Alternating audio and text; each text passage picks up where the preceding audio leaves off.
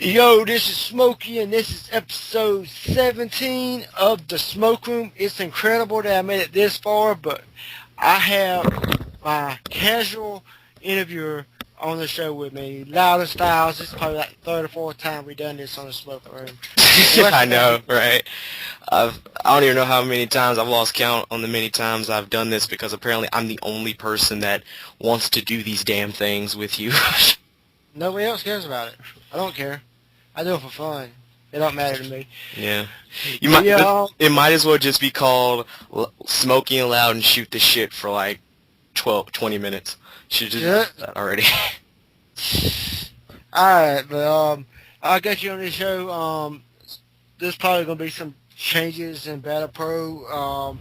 If after this season's winding down. What is your mindset going at? And since you got this far with your league so far, what do you think you can build off of from the first season to the next? Oh man. Well, first I just like bring up the fact that I completely changed how I'm working the show out because normally I would do an episode. I would do like 4 episodes, I would do episodes, then CPV. Now I'm just doing only CPV, with the occasional web matches and exhibition matches, which Josh or Shoejax has said many times before. I should have done that in the beginning. So first of all, it actually helps me speed up the process of the show instead of me, waiting for instead of me doing the occasional 5 episodes, then boom, go into the CPV. I just goes right into the CPV, which works for me. And as for build up, the way I got this planned out, there's gonna be a lot of crazy shit going into season 2. I can tell you right now. But the season itself isn't winding down because I still got a couple of more CPVs to go. I still got Slaughterhouse Slam. I still got I've still got the Battle Grand Prix or the BGPX, which is going to be something to look out for. But there's going to be a lot of interesting things on season 2, and I think a lot of people should really check it out because it's slowly growing in popularity. Slowly but surely, it's growing, and I'm just happy that people are enjoying what they watch. That's all I gotta say. Yeah. My next question: what do you think? Since when you first started commentating, I known you back then when you first started commentating, but how do you think your progression has been since then to now? Because you get more notice for your commentary skills. But back then, nobody knew about it. What do you think the difference is now and then? It's been a slope, actually. It's been an up and down thing, Like, when I started out, I only had like 2 people, 2 companies I commentated for, and, and these 2 guys including Jamco, as much as the connection Jamco has, he didn't have that big of a connection to like say, oh well, this guy, you should really push this guy. Now, ever since Sprite came up with the great idea of going to Frank Dog and everybody else going to Frank Dog and Patch and all these other people and go, hey, this guy's a really good commentator. You should totally. The difference is now is that somehow, shockingly, I've gotten more offers for commentary. Hey, that's the best way to promote yourself. Get the word out there, and people will find it, and then they'll tell the other people about it. That's how word spreads. That's the beauty of just to have fun with your commentary, and try to improve it. And you proved it by getting the way you are today. And we said, what were we saying a few years ago? That we weren't for sure if we could actually get you pulled over like that. I told myself, I was like, I don't know if I'm gonna get this kind of. I honestly told myself because, and I probably said this before. There was a time where I didn't even commentate that much because I was trying to focus on getting the call Louden Styles more over than me on commentary. Yeah, I understand that. I took a break from it. It was like, one, I took a break from it, and 2, it wasn't really it was more like a forced break because nobody actually was going to pick me up at the time. but now I'm actually commentating. I'm back commentating for WEDF. I'm commentating my own stuff. I offhandedly did ABW, and I'm sooner or later I'm probably gonna go back to that when I'm not so damn busy. Yeah. But I'm just, I'm at places and I'm pretty happy, you know, Yeah. commentating wise where I'm at, and I think and on the wrestling aspect of it, I'm doing pretty good for myself, you know. Oh yeah, you worked your way up. You did your promos right. You promoted yourself. Yeah, and that's the way to do it instead of having a cocky head. Oh, I should be this, you know. But you playing off your character. Mostly your character is heel. You're a jackass. Don't deny it. I'm not denying that I'm a jackass. I don't care because, like, honestly, how I go into it is like life is too short to be holding grudges and trying to be all stuck up and make Yeah. clicks and shit. I mean, life is too short for that. Yeah, but people Like, say I that. will let you in, you know. It's like this. If you want to be an ass, okay, be an ass. You're not hurting me. But if you want to actually speak to me, okay, we can speak. But I think the problem is that most people can't, take the fact that I joke around too much. And that, I'm not going to lie, I have my flaws. My biggest flaw is that I joke around. I joke around too much where it hurts people's feelings. Yeah, it's kind of like when I used to do all the rants and everything else. Everybody else always expected me being serious whenever I said something. It was taken out of context. Everybody always expected me to be ranting about something. Well, that's because you speak what's on your mind. You don't give a shit, you know. I have to. I can't. That's beyond my belief not to. Regardless, and this is going to be a good transition question. Well, I mean, you talked about it before we did this interview to get it patched up, but what do you think about these antics that D-Jack Extras, I don't know who's all involved in it, making that RSW joke parody? Because I got something to say about it too, but I want to hear what you say first. Honestly, when it first started out, I'm not even gonna lie, when it first started out, Brent, myself, Josh, everybody that saw it was pretty much like, okay. Like, no one really cared. Like, everybody was like, okay, okay, Danny's, making jokes about the fact that RSW is never gonna come out. Okay, we've been doing that too. Welcome. It's basically like this. Oh, you're making jokes about how RSW is never gonna come out? Welcome to the club, Danny. It took you, 3 months to finally do that?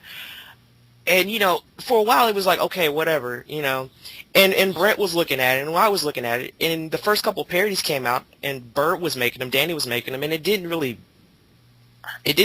annoy anyone per se.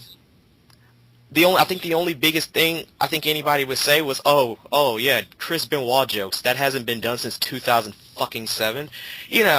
That was like the only thing. But then, Yeah.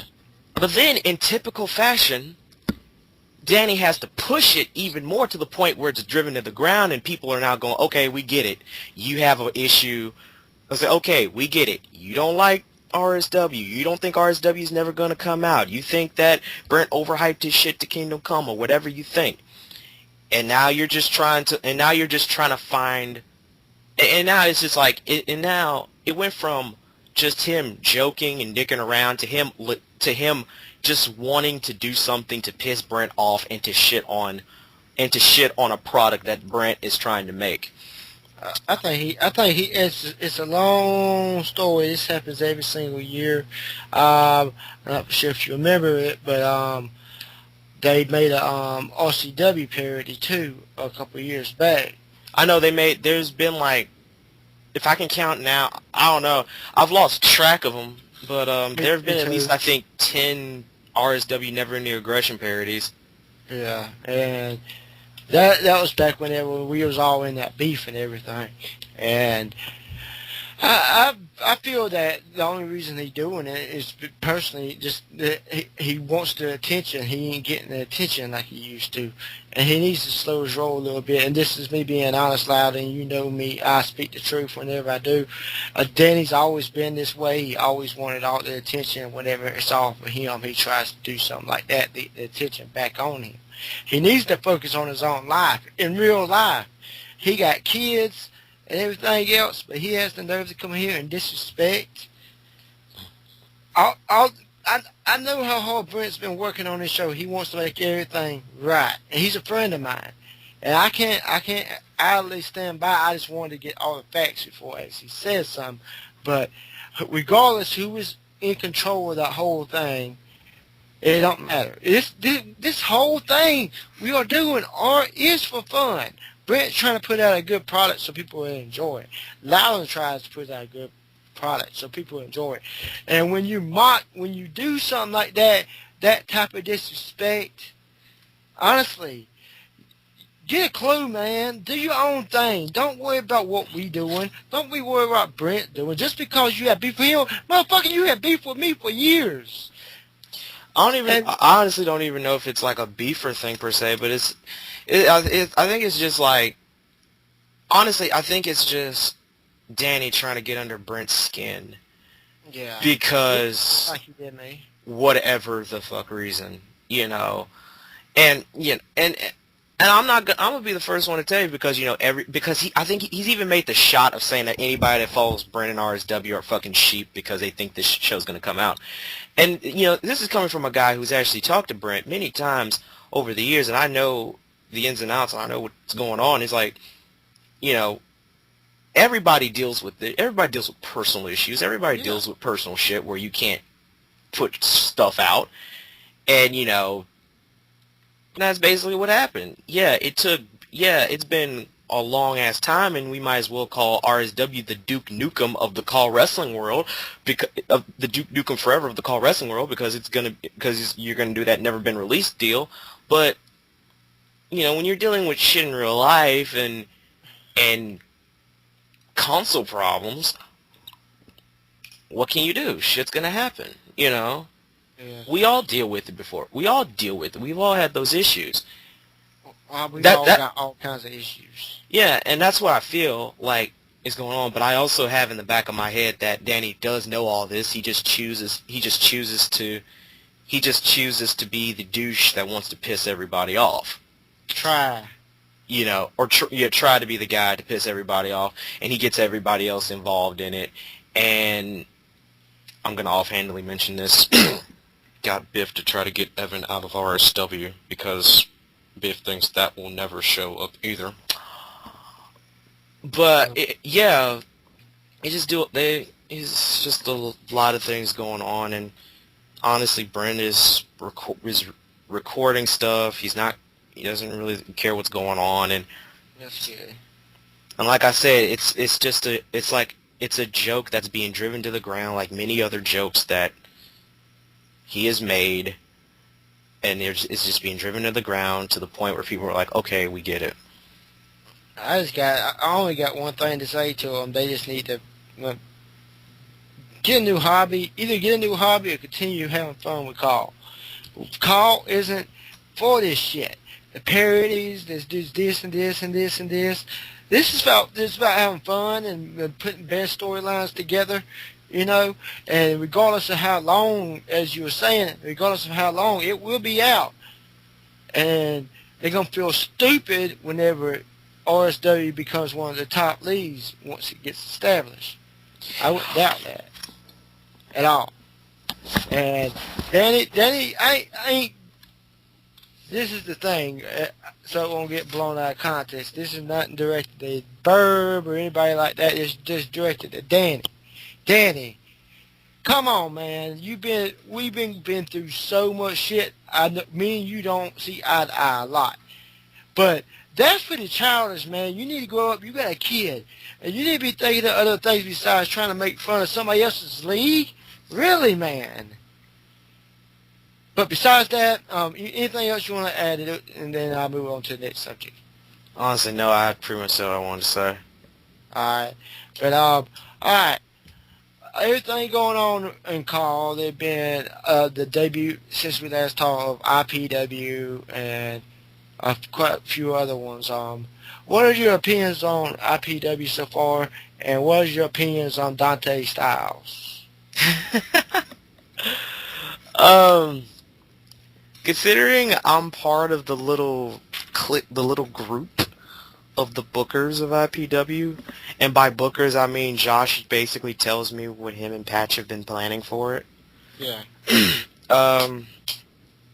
I can tell you right now, from conversations and talks I've had with Josh and being around him when he's bringing up IPW, he cares about that a hell of a lot more than he cares about new TNA. Yeah, he said that multiple times. He says, like, every time IPW gets brought up, Josh pretty much says, I care for this a lot more than I care for new TNA. So for people who ask, like, oh, when is new TNA coming out? Probably never. Because Josh is pretty much loving what he does in IPW. And right now, what he has, it's a great product for what he has right now. And he's doing something that he's probably the second guy besides Evan who is now pushing guys he's pushing new talent and not so well known talents, and that's pretty damn great, you know. And the fact that I came up with the idea of Dante Styles, and he's one of the first guys to roll with the idea.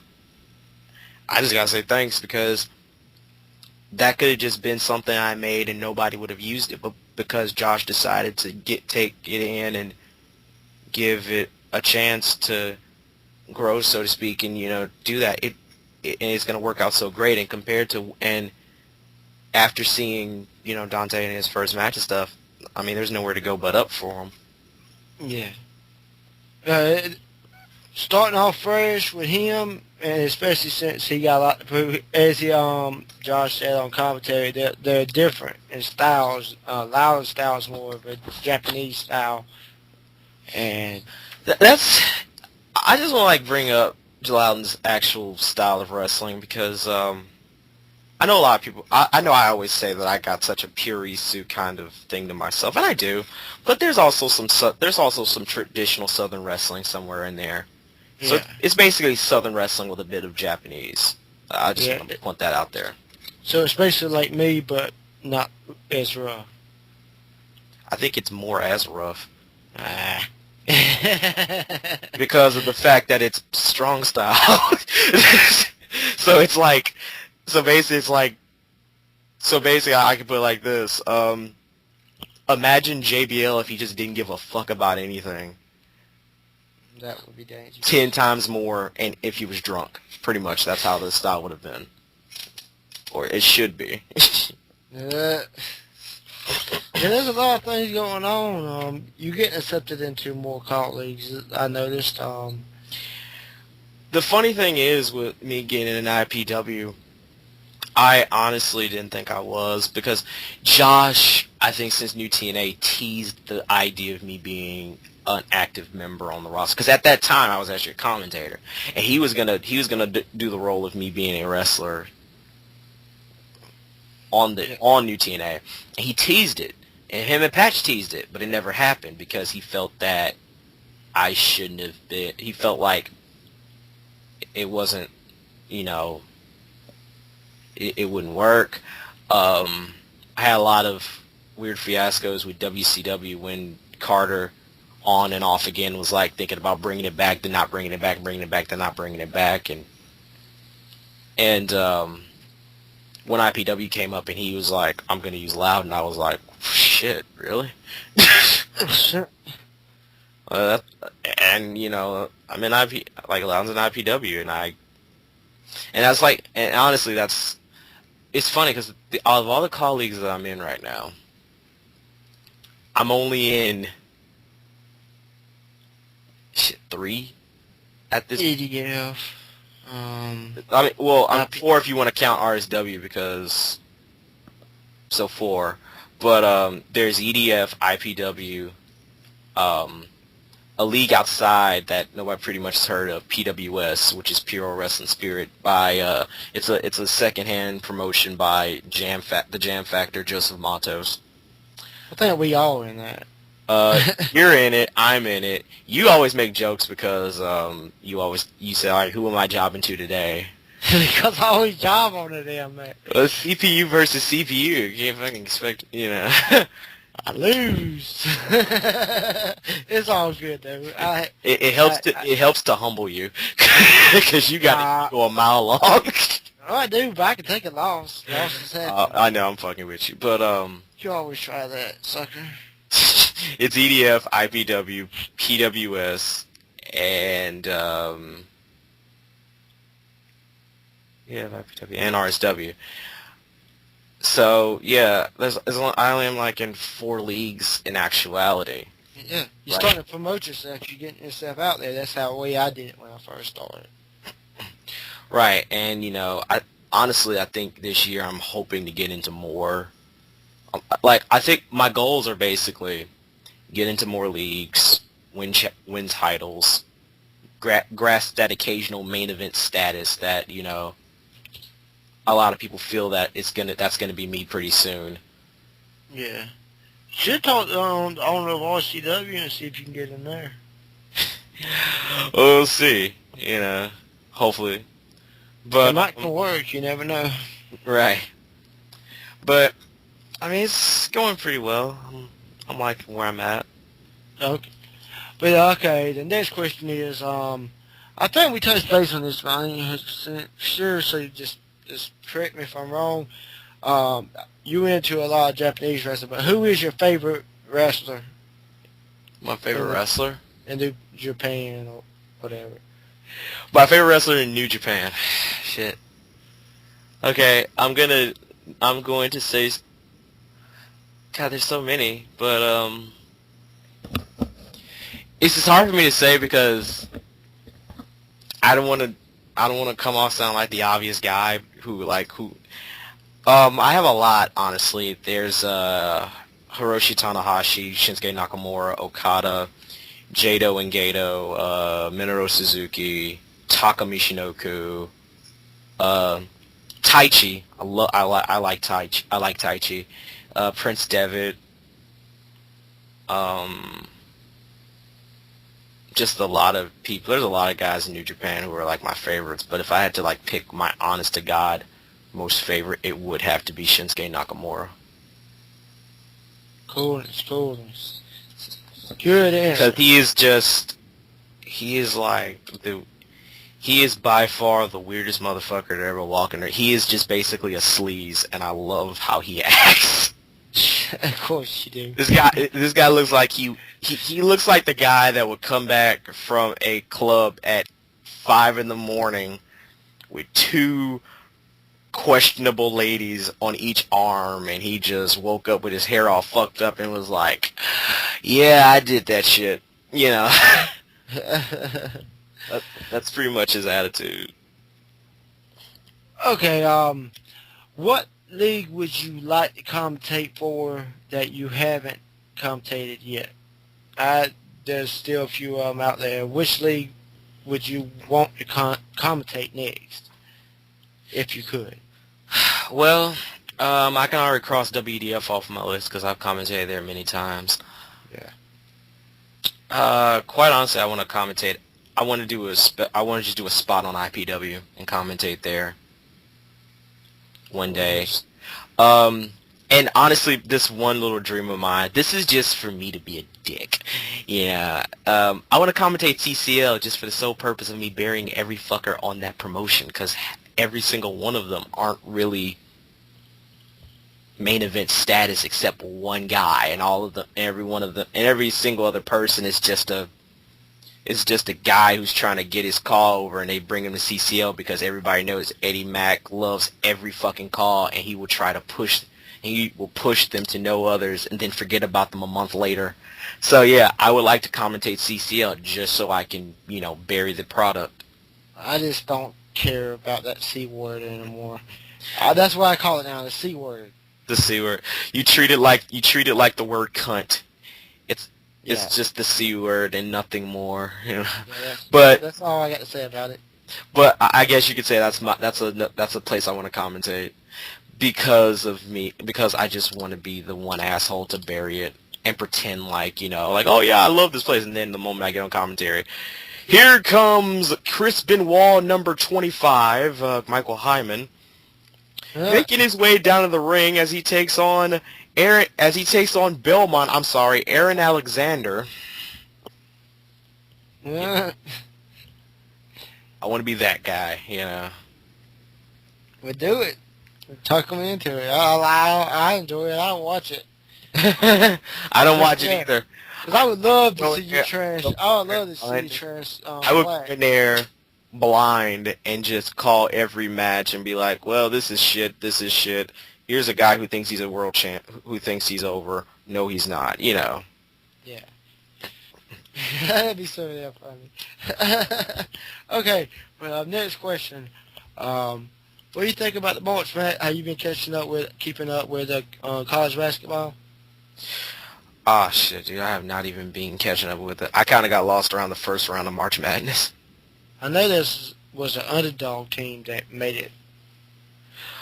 All I gotta say is this: has Vandy done anything? I don't think so. I got not interested because I'm sorry. I am a Vandy's fan, and if Vandy isn't doing anything, I'm like, fuck it. I'm not. How you think I feel? Alabama was in the NIT, and I think they lost. Well, Alabama basketball sucks ass. The only thing Alabama's got really well is football. Yeah. They used to have a decent team. They had decent teams in the past where they could actually make the championship game, but they lost. And it can't be like Florida, Nah, they can't be Florida State, fucking juggernaut in both basketball and football. They can't be Alabama though, so that's all that matters in football. But anyway, okay. Okay, let's see, what's next? Louden, what brung the idea behind Dante's style? I know we just touched on that a few minutes. What was the main idea of naming? What is he? Anybody in your family, or is he a real life character, or is he just made up? Oh God. Oh well. I'm gonna bring some shit up I never thought I would bring up, but so I actually have in-laws. This new guy this guy that my mom is with now, and actually I treat him like a real father than my actual father. Yeah. So he's got 3 kids, and out of those kids, and even though I still consider myself an only child because of things, but I'm the 3rd eldest out of this group altogether, and I have this younger little brother who actually graduated from high school, but he is a complete disrespectful little turd.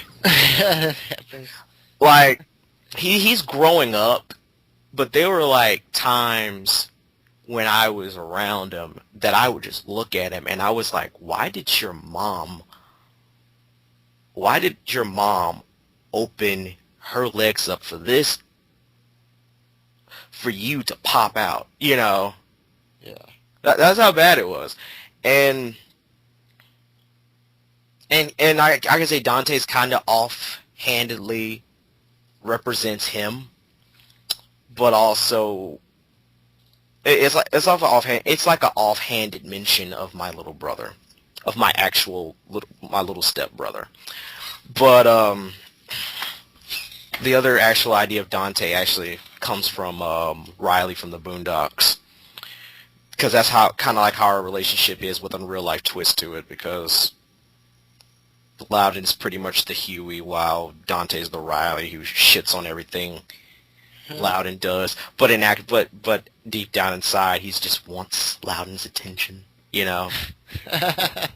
does shit just to get his attention because he wants his brother to look at him, because the whole basic story is this: Loudon's been there for him helped him out. I'm seeing a storyline developing here. Yeah, there's a storyline development. There's a big storyline development, and that's all I can give you. But I know. long story short, Dante is based off of my little stepbrother with a little hint of Riley in him. I'm not lying about that.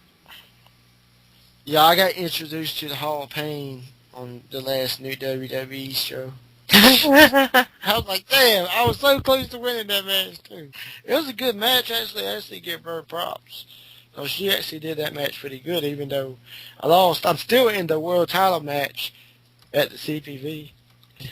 Which, is good, because, I've kind of been on and off watching new WWE, honestly. Yeah, I only watch my parts. Like, sometimes I watch it because sometimes I watch it if there's a Tyler King match or John Black Rose match. That's wrong. Or Evan, if there's like an Evan O'Shea match. If there's a match that has like guys I know like you or John Black Rose, Evan O'Shea. I definitely did watch in WWE when Brent won the title. Because that was a holy fuck moment right there. No one thought that was gonna happen. So I wasn't even expecting to win the U.S. title when I first got there. Yeah, I did probably what, 2 or 3 matches and I got the title. Right. but yeah, man. We're gonna get off that subject before we get blasted with some stupid shit. Yeah, I think we're gonna get blasted anyway by stupid shit just for the fact of earlier go. Oh well. Shit happens. Dude, that's fine. I'm used to getting blasted for stating a different opinion from others. If they want some, they can come get some. I ain't never been scared of them, and they know it. That old saying from Rick Steiner, you want some, come get some. You don't like me, bite me. Might as well have said that. It would have been shorter, and you wouldn't have to, go on so damn much. Yeah, true. I mean, when I do talk, I do talk. But it is what it is. Whenever I got something in my head, I got to say it. I say it, no matter how long it is. Right. But this interview is about you basically. So I'm talking about me, and this is my show. But I'm allowed to do that since it's my show. But I'm getting so much deja vu right now.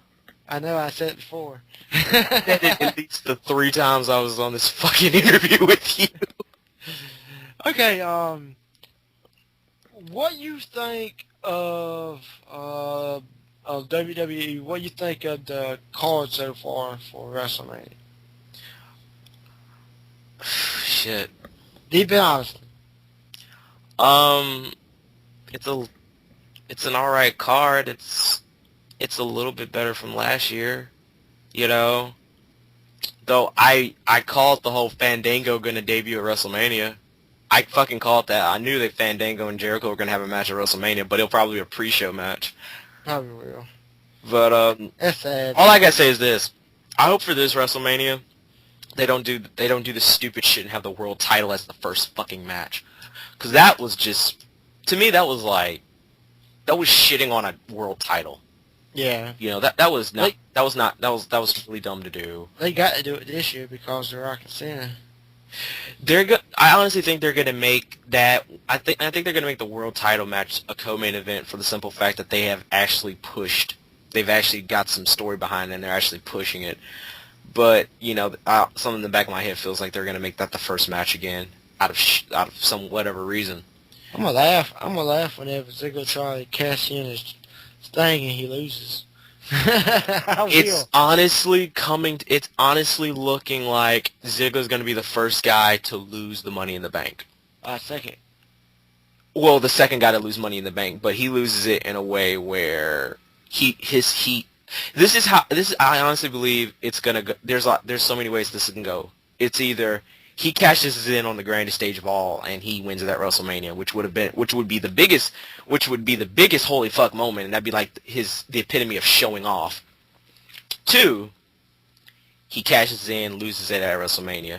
3, he doesn't cash in at WrestleMania, and he goes from the entire month until July, and then the Money in the Bank expires, and he loses the chance. So. Yeah. So there's 3 different ways the whole Ziggler thing is gonna go. They can do a lot of things with a lot of things. this whole CM Punk and Undertaker thing, I believe personally Undertaker's gonna win, and I think after that CM Punk's gonna be. I think he's gonna be going a little bit more low key. He might not be low key, but he won't be more in the picture like that no more. I think everybody is gonna. I think everybody knows. Like, it's not a. It's not. It's not. It's obvious that Punk's not gonna win. You know, it's obvious that Punk's not gonna. He's gonna give. He's gonna give Undertaker a fight. He's gonna give Undertaker a fight. I can tell you right now that that's gonna be a fucking 5-star. That's gonna. Punk and Undertaker is gonna be match of the night. I'm calling it right now. Yeah, I remember Punk that and one Taker's year. gonna be match of the night. They're gonna somehow. They're gonna somehow top Cena and Rock. I just feel it. They will. But Taker's gonna be 21-0 because a lot of people feel that Taker should not lose the streak. A lot of people feel that. A lot of people feel he should retire with the streak intact. I don't think he's, I'm one of those guys that I feel he should not lose the streak. If he retires, he should retire undefeated at WrestleMania. That's just me though, And let the newer generation try to break his record. You know what I mean? Yeah, I'm kind of curious to see how long Big Show's gonna go because he's getting up in age too. Big Show's actually in the best shape he's ever been since the fucking 90s when he was in WCW, which is weird enough. But he ain't doing drop kicks and moonsaults anymore. Like he. And before anybody says WDF, no, Big Show used to could fly when he was in WCW. He could do. He was like a lean something in his late 20s kind of guy. He did drop kicks and moonsaults. Yeah, I remember back then. That was a long time ago. Feels like heavyweight champion too. Damn. Well, okay. I think that's about. I ain't got nothing much else to say. Any leagues you want to promote? Or say what's up to anybody? Well, besides from the obvious, hey guys, you should totally go check out Battle Pro because it's slowly growing, but I've put a lot of work into it. I think you guys should really check it out. Give it a chance, check it out, see what it's all about. Check out IPW because that's Josh's stuff, and Josh comes up with the greatest shit. Watch WEDF because WEDF it can't go nowhere but up. It's one of the most watched call shows in all of call, and it's getting up there every day. Check out EDF because EDF is great. When RSW finally comes out, check that out because you know that Brent is that. Because if you've ever met Brent, if you know Brent, that guy is a fucking perfectionist. He likes to get shit right. He likes to put everything into something. So when RSW's first show comes out, it's going to be something to watch. Also check out VWA, URWL, RCW. You should watch all those shows because they're pretty good. So that's about it. Alright. Yeah, I ain't got nothing really much to add. We done talked so much over the last 3 times. I figure we're at 40 minutes or so right now that we might as well just turn it off because if we don't, we'll just keep on talking and talking. So, but I appreciate you coming on the show once again. You're the only person that's always down whenever I need you. I appreciate it. Well, my soldiers stay eternal. Yeah, that's right.